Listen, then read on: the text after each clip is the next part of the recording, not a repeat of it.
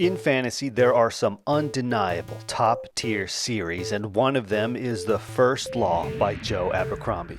This series is showered in high praise, amazing review after amazing review, recommendations by some of the top booktubers in the game. But what, I ask, makes the series so good? And is it as good as everyone says? Well, yes, it is. Because the genius behind The First Law storytelling isn't in its prose or plotting, it's in its character work. From that fertile soil springs the emotional depth and the deep world building. Every few years, a new group of readers grows up and there needs to be a new video praising the world of The First Law. This year, it's my turn. In this video, I will take you through the prose, the world building, and the characters, spoiler free, and I'm going to show you how these aspects of Abercrombie's writing makes The First Law so freaking good. Hard words are for fools and cowards. Prose. One of the first things you'll notice in Abercrombie's writing is that it's incredibly readable. It's smooth like butter. It's the reading equivalent of scissors gliding on a long stretch of thick paper.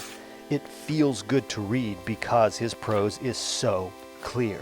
It's real, it's gritty at times, it's grounded in character, and here's something not overrated, not underrated, but perfectly rated about Abercrombie's writing. It's funny. I want to give an example, something small. Another fantasy author, Brandon Sanderson, said that he writes his prose to be a clear window to the action. See, prose is the window, and the more purple or extravagant the writing is, the nicer the window is, like a stained glass window. Sanderson offers a clear, clean window into his action. And that you see right through it to the story happening on the other side. I would say Abercrombie has perfected this. He not only gives you a clear window, but his prose is so good, it's a window made by the character whose head you're in. Here's an example from a character named Glokta. My suspicions grow with every passing moment. They are never laid to rest. They only change shape. Now let's hear this guy named Logen Ninefingers. But some things have to be done. It's better to do them than to live with the fear of them. And here's someone named Pharaoh. Fucking pinks. You can hear the difference when reading. Obviously, the audiobook narrator puts on different voices in my examples here, but readers will tell you it's that stark of a contrast in your own head. You heard the anger in Pharaoh's voice. You think the narrator is doing that just 'cause? No, it's the writing informing that performance, and when you read it, I swear you'll be gripping the pages as if you were a freak like Pharaoh too. This clarity of voice directly leads to my next point, the believable emotions that hit in every scene. It's hard to stay calm when you're terrified, helpless, alone, at the mercy of men with no mercy at all. Abercrombie fills his scenes with emotion. It's emotion grounded in character. It's emotion grounded in conflict. What the characters are going through is all believable. Even when something fantastical is happening on page, he grounds the moment in something baseline, something human. You'll find Abercrombie sets these moments up so well to better twist the knife, and he hardly ever states outright what someone is feeling. You'll never read, Logan is sad or Pharaoh is mad. Instead, you'll find things like this. That got him thinking about his life. It seemed a bitter, pointless sort of a life now. No one was any better because of it. Full of violence and pain, with not much but disappointment and hardship in between.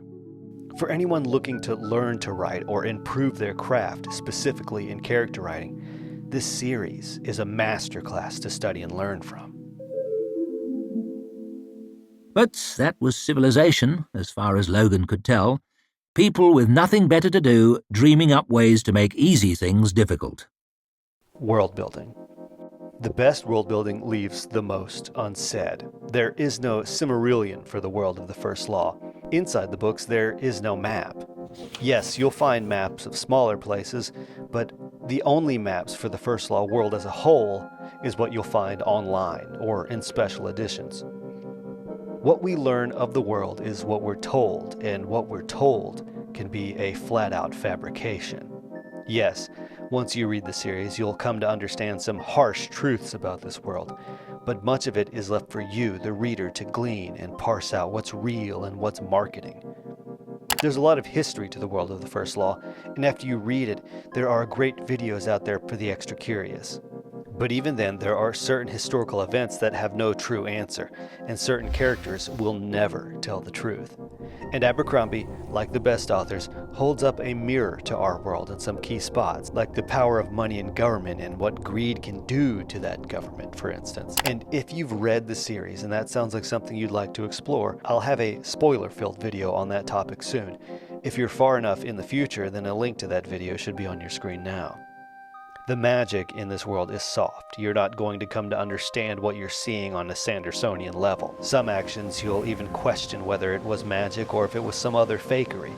But there is magic, and it is cool and weird, and most of all, a fundamental element to this world. All this to say, Abercrombie gives you only what the story needs, which then leaves you wanting more. Every man has his excuses, and the more vile the man becomes, the more touching the story has to be. What is my story now, I wonder? Character. This series has some of the best characters in fantasy. That's not hyperbole, that's not an exaggeration. The verdict is in. Everything in this video has led to this. It's the characters that are the DNA to this series. When I talked about prose, it was from the character's mouth you heard those words.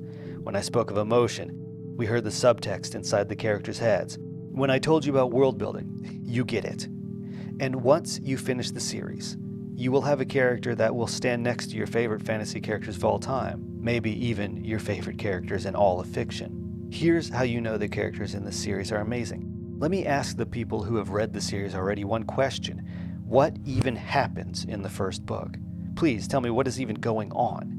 Our characters go to a place and see an event, and some confusing things happen that will matter in the second and third books. That's it. And that's just concerning the first trilogy. I'll tell you right now, it doesn't matter what happens because Abercrombie is such a good character writer. Every scene has some conflict that propels things forward. It's so entertaining, it's so smooth to read, but if you look back, you'll be unsure of where you are, and you won't care, unless plot is everything to you. That's the big caveat of this series. If you put plot above all else, then you'll have a hard time with the first book of the First Law. Here's what the author had to say of the blade itself.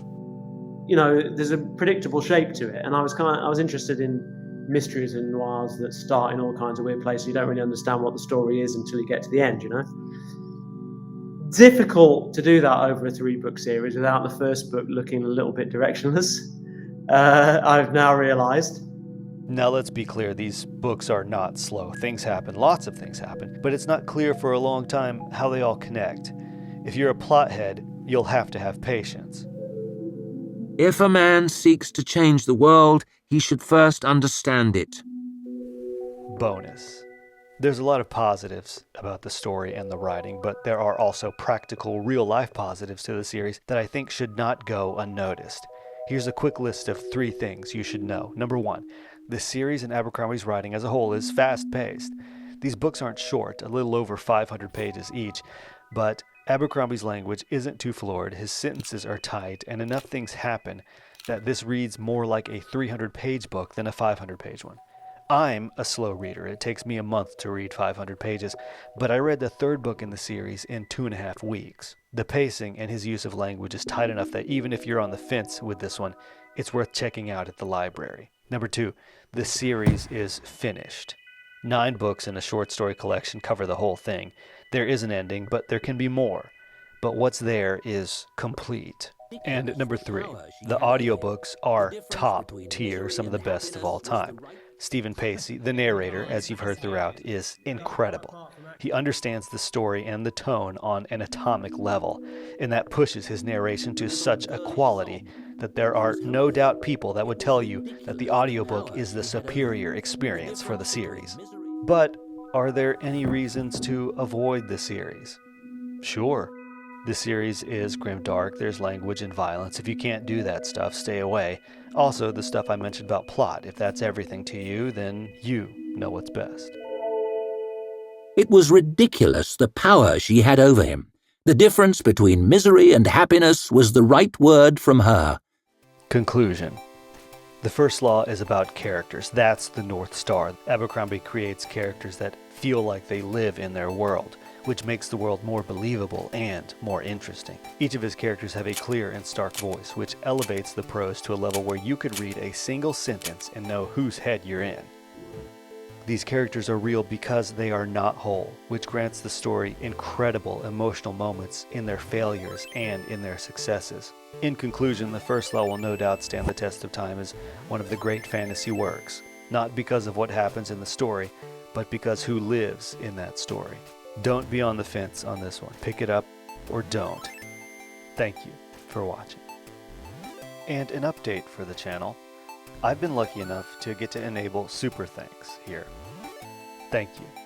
I know some of you have contacted me about creating a Patreon, but I will not upload videos on a regular basis, so I don't see the value in taking money from viewers every month when it may take months before you hear from me. So super thanks seems like a good middle ground because as a viewer you're not locked into a monthly charge, and if you feel so inclined you can drop $1.